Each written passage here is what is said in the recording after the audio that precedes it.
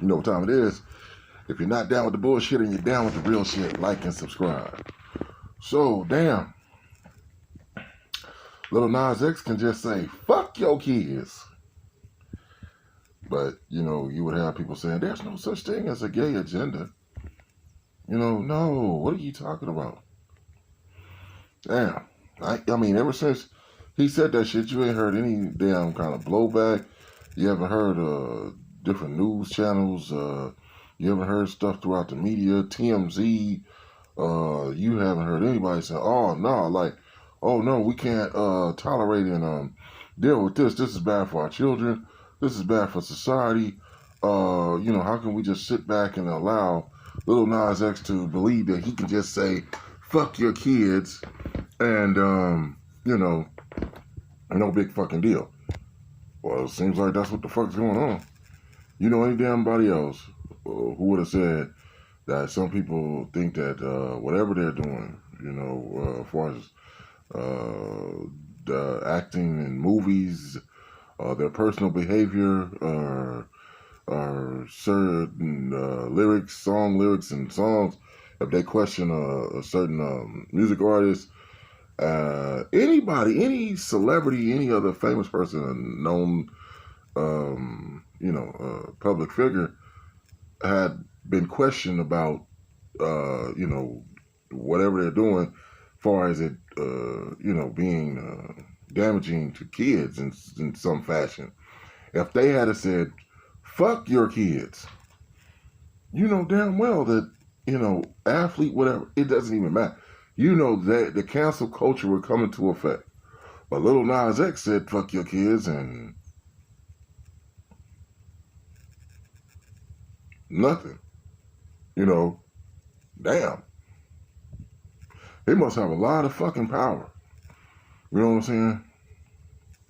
I mean, I've even had to eyewitness and deal with something up front where, damn, man, this man has so much power being who, and not because of who he is, but because of who's behind him and supports him, to where, you know, it's like a crazy thing where, like, it goes back to, like, long time ago, years ago, where they were really getting strict on the discipline of children. And, you know, they were calling it corporal punishment. You know, the old school, you know, the spankings and whoopings and that parents used to give their kids, you know, whoop them with a belt, whoop them with their hand, whatever. When that came into effect where, you know, there were advocates of not doing that, and they were being really serious and, you know, about being vocal about that. And I was saying, you know, that's not going to happen. I said, they can say all that they want. I said, the black mother, I knew the black mother was not going to stop beating her kid's ass. That was just a tradition. That's just what happened. You know, that was how you discipline your kids, got hold of them so they wouldn't go out there and become criminals and thugs. And, you know, you're trying your best to, you know, that was all looked upon. That was not looked upon as abuse. Or, I'm not saying that there weren't kids who were abused. Some were, unfortunately. But I think only in those incidents, and in the black community especially, those things didn't happen very often. You discipline your kids, that's it. Nobody was like breaking their kids' nose, busting their kids' teeth out, you know, blacking their kids' eyes and all that. Nobody was talking about that. It was just, you know, basically getting your ass whooped on your butt, your legs whooped. And I was saying, I know that black mothers were not going to go for that. So I was like, these people can say all this stuff you want. The next damn thing, you know, I started seeing black women around like, well, you know, they would have these kids that would be acting all off the hook, being all disrespectful, undisciplined, fucking up at school, bad grades, run-ins with the law. And they were not whooping these kids' ass. And people say, hey, what you say he going to the grocery store and he be picking stuff up and trying to walk out with in his pocket or her pocket? I'd whoop their ass. You need to get a belt and beat that and tell them, no, you don't do that. No, hell no, you need to do something that reminds them to stick in their mind to let them know if you pick up something again, you're going to get your ass whooped. Well, you can't do that now because, you do that, they'll call the police on you. And, you know what I'm saying? I don't really know what to do with it. And I couldn't believe these ghetto fucking women who cuss their kids out all the time, growing up, seeing this all the damn time. Tell their man he ain't shit. Cuss everybody out. Everybody out. These women who walk around thinking that nobody can stop them. Like they're the incredible hope. All of a sudden get scared and paranoid. So now it turns into a thing where like, more so you were saying kids look like they were having more power and authority in the home. And like, if you were coming up and you were a young man and you meet a woman and she happens to have a child, that child was unruly. We're talking about going back in those 90s and stuff. Those kids were bad. They were disrespectful a lot of times.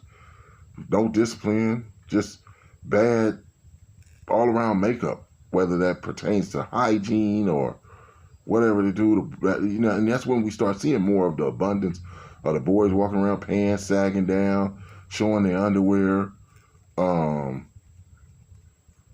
The girls had no respect for themselves. They was just, man.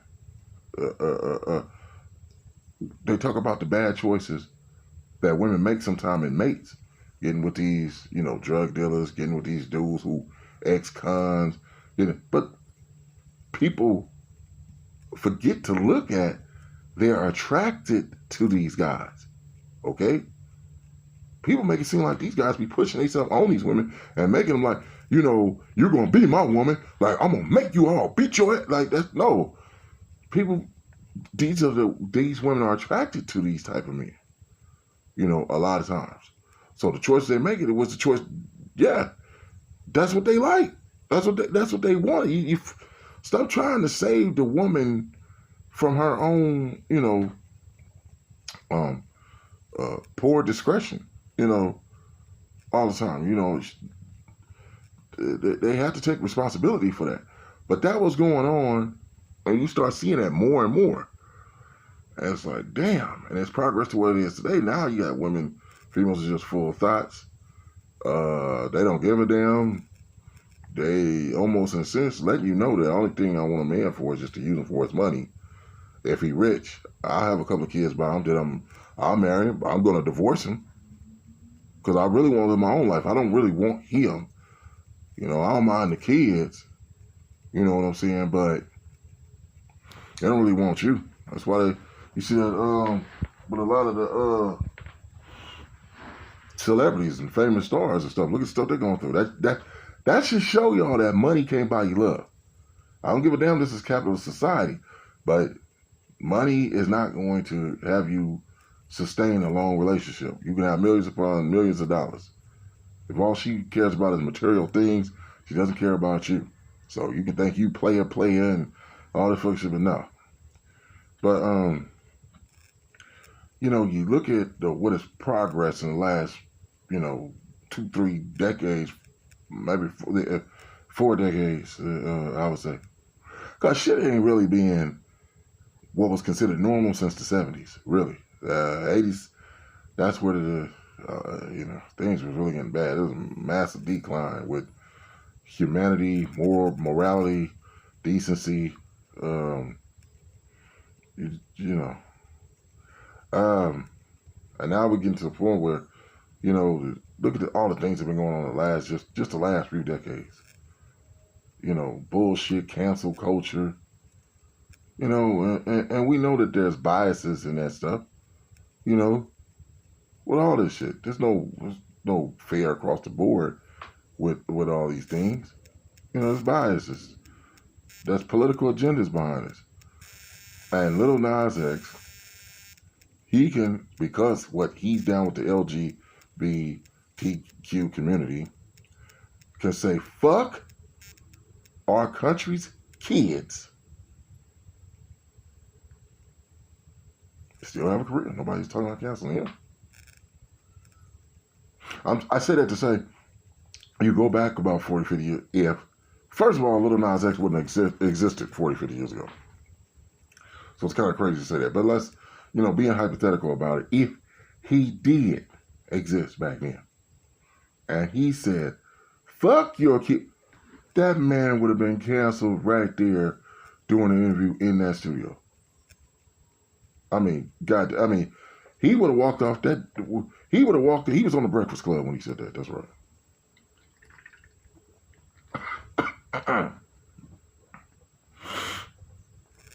And as soon as he walked out of that radio station,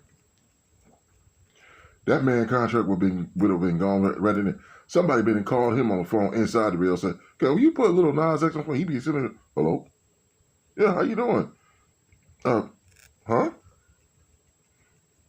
Don't come back to the studio tomorrow. Wait a minute, what's going on? What? My career's over. What? Wait a minute." But he just laughing and giggling, sometimes I just feel like, fuck your kids, just. And he's like, I'm not responsible for what your kids interpret, what I'm doing, how I interpret it, or what comes from it, whatever. I'm just being me. Like, that's on you. But I'm going to tell you something. Honestly, when these parents get to saying all this, well, we can't watch our kids all the time. When that first started, I think that you start hearing that being talked about a lot during the 90s. That's when you start hearing a lot of the, these people that come from the neighborhoods, these working class, middle class neighborhoods, these housewives,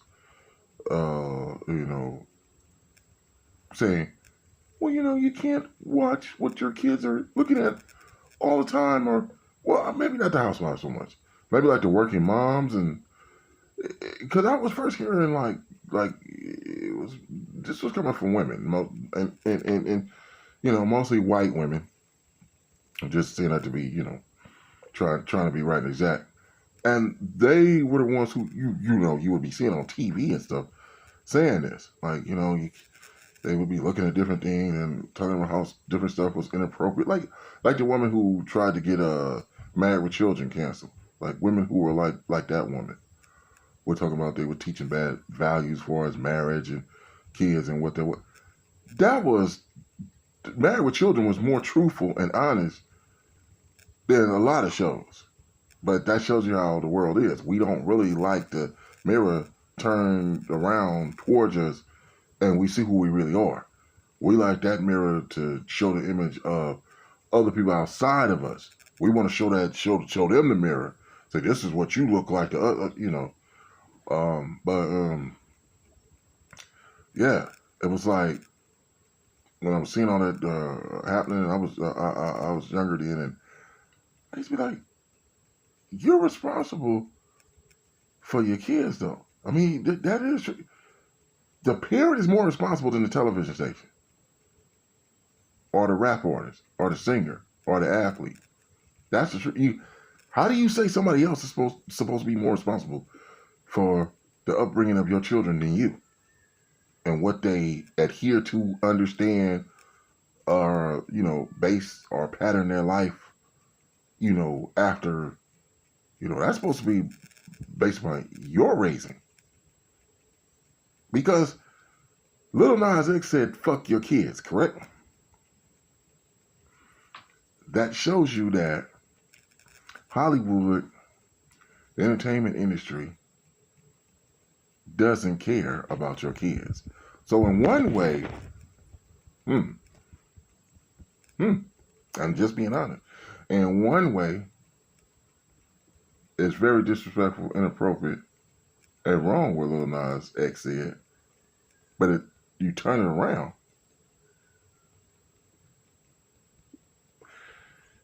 Some could say he was being more honest than we've heard most entertainers and artists be, producers and directors of movies and entertainment, period, whatever it may be, he might have been just the most truthfully honest person there has been, in the history of entertainment. By just the statement that he made. Fuck your kids. So when y'all say, we got the kids and look at stuff they're looking at and everything, and you can't watch them and 24/7 and all this stuff, and you try to put the responsibility on outside parties, the way that they feel probably is just like what Lil Nas X said. Fuck your kids. Peace.